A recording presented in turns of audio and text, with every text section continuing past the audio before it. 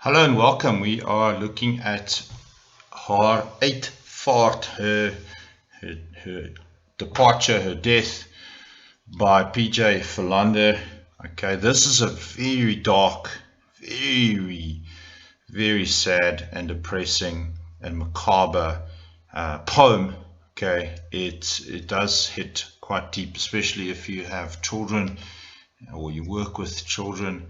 This one is hectic. Okay, it took me a day to kind of get my head wrapped around it and to pluck up the courage to actually do an interpretation of this. Please help me by sharing this link to this video with your friends and your classroom chat and whatever, or on your status. And also remember that my books are on Takealot, all of them, from grade 4 to grade 7, and the 2 high school books. If you don't have these books, okay, you're making Afrikaans far more difficult than it is. If your school wants to order them in bulk, they're more than welcome to contact me directly. Just find my details in the description of this video. That'll really help me. So thank you so much for that. And I have received some positive comments, so thank you for that. So that means I'll just keep going. So let me go back to OneNote. Okay, so here's the English translation, and then there's the interpretation that I put together for you. Okay, haar uitvaart. Let's just go through the translation and a rough setting here. Just before we start, this is about a 2-year-old girl dying. It's autobiographical. PJ Philander, the poet himself, he was born in 1929, and then so he would have probably had kids, what, I don't know, in the 1950s maybe. So this maybe took place in the 1950s, and his little 2-year-old girl died in his arms on the way to hospital. She died of fever caused by some other disease, I don't know what. Okay, so very macabre and dark. So but let's just do it. We have to get this done, and let's have a look at let's see what we can pull out of this. Okay, al oor my dak het al gemaal, all over my roof they circled. Die voeltjies het vir haar kom haal, those little birds came to fetch her.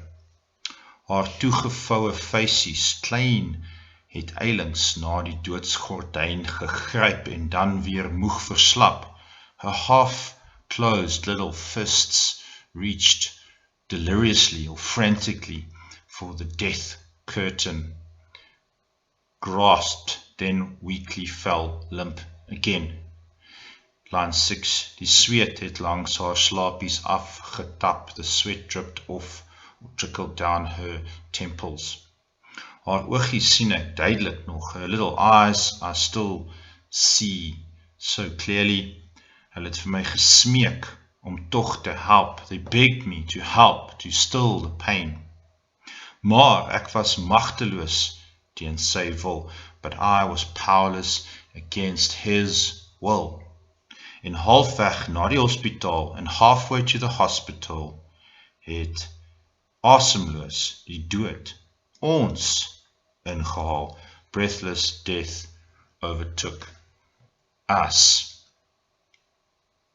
Okay, so alright, so let's I'm just going to move that down there and move this across so we can see nicely. Shall I make it a little bit bigger?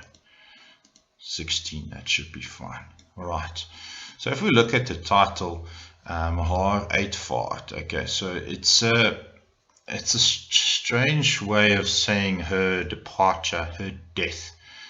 Okay, so why don't they just say, call the poem Haar Dood, her death? Okay, so it's a versagting, so learn that word. It's a euphemism. It's making it sound better than it really is. Okay, she's traveling out, she's just going somewhere else. That's how people try to make death sound like it's something better than it is. I mean, death is the ultimate horror, isn't it? It's something we will all go through. So they might ask something like, what is a common saying or common metaphor that people use for death. She's exchanging the temporary with the eternal. Sy verwissel die tydelike met die ewige. Sy sterf, sy gaan dood. So these are just different ways of explaining the title. Why the euphemism? You can just say, if they say, why do they use this? You can say, omdat die gewone taal, the plain language of saying she is dead, is te pynlik vir die pa. It's too painful for the dad. You don't want to say, my child is dead. That is the ultimate worry, the ultimate stress of a parent. I'm a parent of two myself, and your worst nightmare is that not that you die, but is that they get sick and something happens to them and they die. That is the ultimate horror, the ultimate worst nightmare, the ultimate pain that a parent could possibly experience, is the death of a child. And if any one of you have experienced that, or you've seen your parents go through that, my heart goes out to you in the deepest possible way. Okay, so they use let's just go line for line here, right? And I try my best not to get super emotional here. But mal, okay, so all oor my dak, so over his roof, there are these birds milling, circling. They don't use the word dry, they use the word mal. Mal sounds far more deadly, far more aggressive to me. I don't think they'll ask that because it's not explicit really that mal is. I think it's more just to rhyme with hal, but you know how they ask these questions. Okay, so the narrator here, they're going to ask you, who's talking here? Who's the my? Who's the my? Wie is die spreker? And it's possibly the dad. However, if this poem is read in isolation, there's no evidence that it's a father figure. The only reason we say it's a father is because of the how the hell do you say this word? Autobiographical context that we have of the poet who lost a daughter. So you can't kind of ignore that. You don't always want to throw the poet's personal life into poems because they don't like you doing that when you read it, okay? However, you can't really ignore this one. It's very strong in this poem. His 2-year-old daughter died in his arms, okay? So this is clearly about that experience. So that's why we say that this is possibly, or more than likely, the dad. And sy het op pad na die hospitaal toe gesterf. She died on the way to a hospital. I would love to know more about the story. My question would be, why did they wait so long to get the child to the hospital? You don't play with fever. Please don't mess with fever. It is dangerous, especially in children. So, yeah, it does sort of beg a whole lot of questions. This child should have been in the hospital long ago. But anyway. Cool. So let's look at line 3 and 4. Half toegevouwe. So they leave out the D of toegevouwde. No real reason, I don't think. Okay. Toegevouwe faces. There's alliteration there of the V. And het eilings na die doodskosgordyn gegryp. And then you get this enjambment just flowing, just jumping. Just coupled rhyme, alliteration, enjambment. So the poem is quite packed with poetic structures and things, okay, so that you just have to watch out for. The first note I have here is on this ellipse, and there are 3 of these ellipses, right? There's one, and there's one. So they're going to ask something about this ellipse, okay, because there's 3 of them. And in all three instances, I think they pretty much mean the same thing. It causes a pause. Okay, so imagine you having to talk about the process of your child dying. Would you just like blurt it out? No, there would be pauses of caused by emotional turmoil. All right. If they ask something about that, it causes a pause. Dit gee 'n pause. Dit dui op hoe moeilik en pynvol die tyd is tydens die kind se siekte. This time during the child's sickness, especially the last few hours, en dit dui op hoe moeilik dit is vir die pa om te praat oor die dood van die kind. How difficult it must be to talk about the death of a child. Okay, so that's the function of those ellipses. It causes that tension, that pause causes, it indicates the sadness, the pain of the father. Okay, so then I took a note about the voeltjies in line 2, because that is strange, little birds hovering around. So what could that symbolize, or what is it a metaphor of? It doesn't really matter how they ask the question. The answer that they want is they want you to say, what are these birds? Okay, they're not literal birds, right? I would say something like this. It's a symbool van die doodsengele wat die kind kom haal. This idea of the angel of death coming to collect this child. Okay, perhaps not, you can just say angels. Okay, don't say the angel of death. That sounds a bit hectic. But, and it's also interesting that they used the diminutive form, voeltjies, and not just fools. They could have said fools. Why? Okay, they could ask you why. Why did they use the verklein word? You can maybe say it's because it's a child dying. So maybe God is sending children angels to come and fetch the child. Klein engele kom, of jong engele, of kinderengele. Kinderengele kom haal die dogtertjie. Sy is nog 'n kind. This 2-year-old child dying. Okay. Absolutely horrible. And interesting, the word D is emphasized with a keyteken, with that little thingy there on the E. That emphasizes the word. It says D. So it's specific little birds, okay?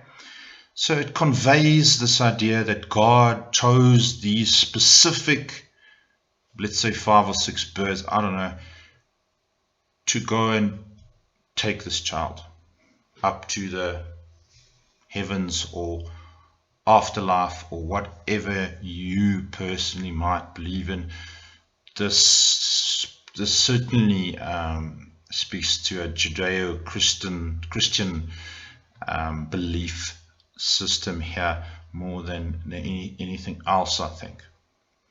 Okay, so I just said here is die idee dat God hulle uitgekies het om die dogtertjie te kom haal. God chose them, these little angels or these little birds, to come and fetch the child. And then at the end of the second line, there's a full stop. Is that functional? Maybe not, maybe yes. Okay, a full stop is something that is final, is final. It indicates that this child is going to die. So it's like a little prediction in the poem. I mean, the title already says to us that this is the end. It's just a matter of time. Her death is close. Then there's, as I mentioned, that in Jambement in line 3 and 4, that speeds up the tempo of the reading of the poem. Okay, why? Why is that functional? Well, dit versnel die tempo soos wat die dogtertjie se dood nader kom. Her death is coming faster. Maybe we can just add that. Soos wat die dogtertjie se dood, we add the word vinnig. Why does my thing not want to type? Can you believe it? Sorry, there you go. That worked out. So het word haar dood vinnig na dit kom. You also get in versie. So as I said, this thing is quite packed with poetical structures. So in verses, when they mix the words up, they bring some words to the front, and it's normally, well, in this case, it's so that there's that coupled rhyme at the end. Maal, haal, klein, gordijn. So you're going to have to mix up the words, the sentence structure a bit, so that you get that coupled rhyme at the end. So for example here, it also it moves the word it moves the word klein to the end of the sentence there. So that emphasizes that word klein and how vulnerable this girl is to the fever and her imminent death. Vatbaar is vulnerable. Okay. So toegevouwde facies, there's that V alliteration. Is that functional? Well, it sounds nice and rhythmic. It klink ritmies. It could indicate her little lips pressing again, like fighting the fever. Her little lips pressing together, fighting the pain, fighting off the pain and fever. Okay. Via alliteration, dui op haar lippe teen mekaar gepers van die pyn. Op hoe haar lippe teen mekaar gepers is van die pyn. Then we have, I'm just going to move this whole thing down a little bit, sorry, so we don't lose touch here with the poem. There we go. The eilings. So eilings is a big word, right? So they might shoot for that thing because it does stand out. Not a lot of people know what it means to ail. If you are, as you ail, it's like being delirious with fever. So people often speak nonsense. You can't make out what they are saying because the fever is literally driving them mad. It's only happened to me personally once. I can't even, people say I was talking all kinds of things, but haar eilings na, yes, yeah, so and then to the death curtain, the curtain of death. It's like this, that's a hectic metaphor. Okay, it really stands out in the poem, so they might shoot for that. 'n metafoor van die grens tussen lewe en dood. So that's a metaphor of the borderline between life and death, between the conscious, bewustzijn, and the subconscious or the unconscious. Okay. Then there's no full stop there after gordijn, doodsgordijn. It's in die ambement wat lei na reël 5. It goes straight onto line 5. 'n gordijn wat toetrek is symbool van die einde van die lewe. So just like the curtains close after a show, if the curtains close on your life, that is the end of your life, even though this life was only 2 years old. Okay. Just about ale again, sorry. Ale can also use it like that. Say ale. So sy pra is 'n onsinvolle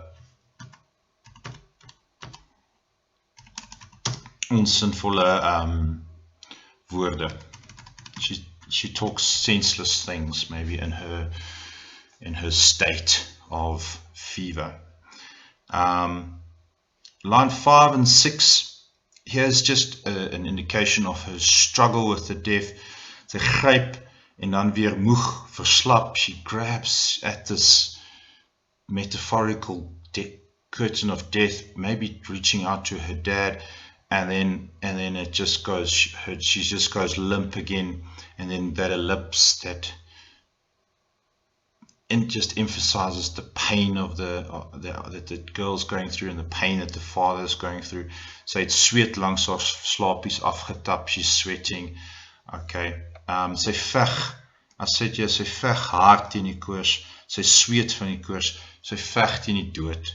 Okay. Smeek, so her little eyes are begging Where are we now? Okay, haar oogies sien ek duidelik nog. I can still see her little eyes. This is like him reminiscing, thinking back about her eyes begging. What is she begging for? She can't speak in this state, but her eyes are just begging for relief, for pain relief. And I think a lot of times when it comes to the end of one's life, you just want pain relief, and that is all you want. And whether it's through death, you kind of don't mind. Wow, this is making me feel really depressed. Okay, so line 7 again. Haar oogies sien ek duidelik nog.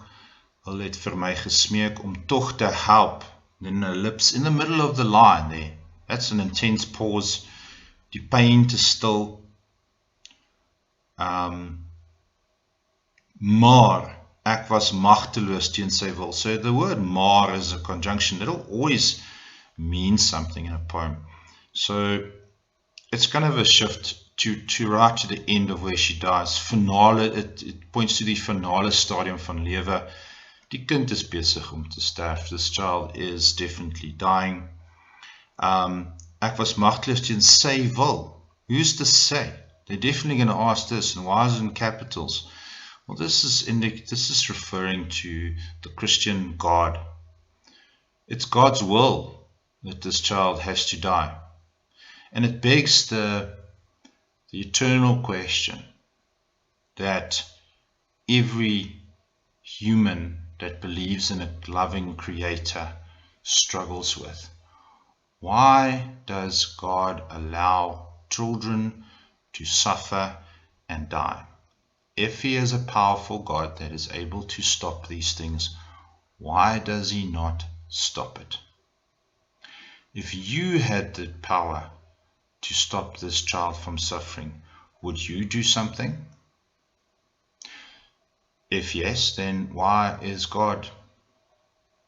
And the answer is always, well, we don't understand God's plans. He has a greater purpose. But, it is hard to swallow. And the reality is also that just in Africa, 9,000 children die every day of preventable diseases. So the scenario that this poem describes happens 9,000 times every single day.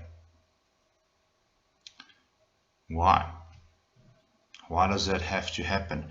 And what makes us so special that God will help us in our lives, but here and every day, 9,000 times He ignores the prayers of little kids and their parents for them not to die.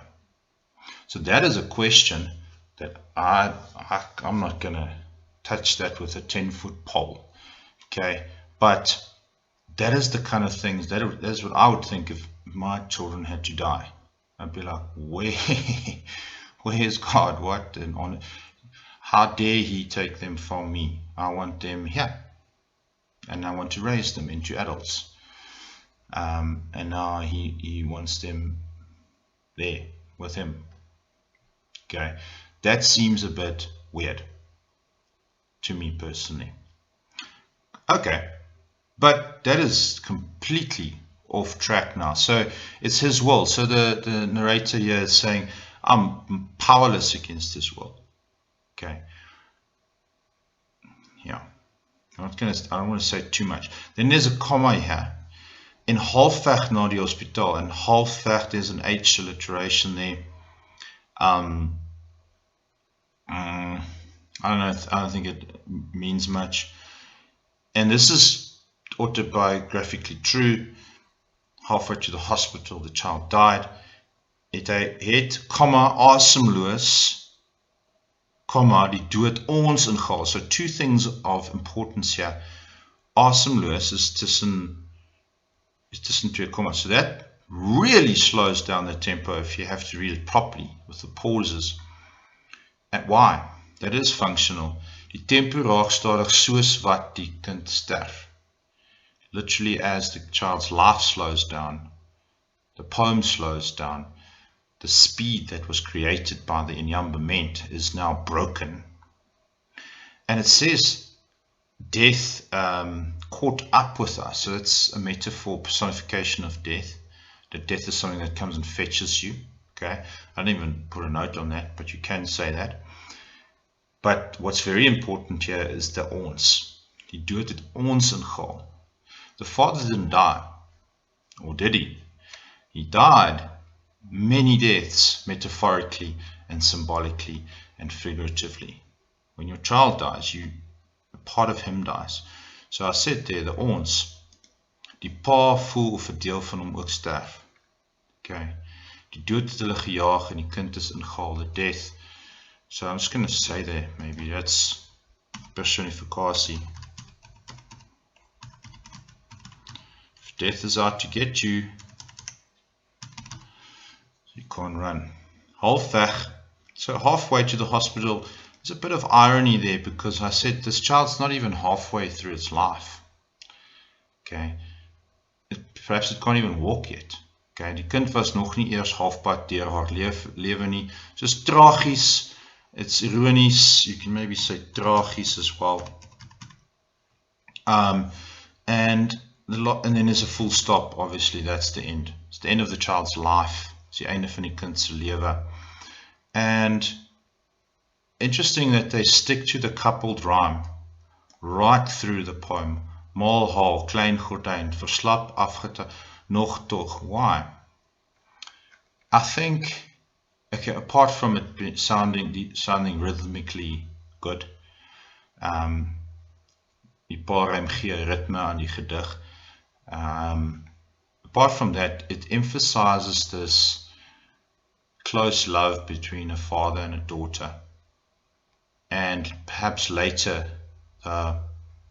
the pairing up of the child with the afterlife, or the pairing up of the child with God, if you want to see it like that. Okay, so het beklemtoon die liefde tussen die pa en sy dogter, en later, maybe later, die nuwe verhouding tussen die kind en die dood, or die kind en God. Okay, so I'm sure you could work with your teacher and pick out a few more things in this poem, but I think I've nailed or pinned out a few things that they would definitely shoot for in the questions. You can just use these notes as is. And yeah, thank you for bearing with that. That was certainly not pleasant. I don't like reading this. It hits home too much. And yeah, please share and like and all the rest, and comment and put it on your status for me so that I can just make sure that this video gets out to everybody. I really appreciate that, and we will chat soon.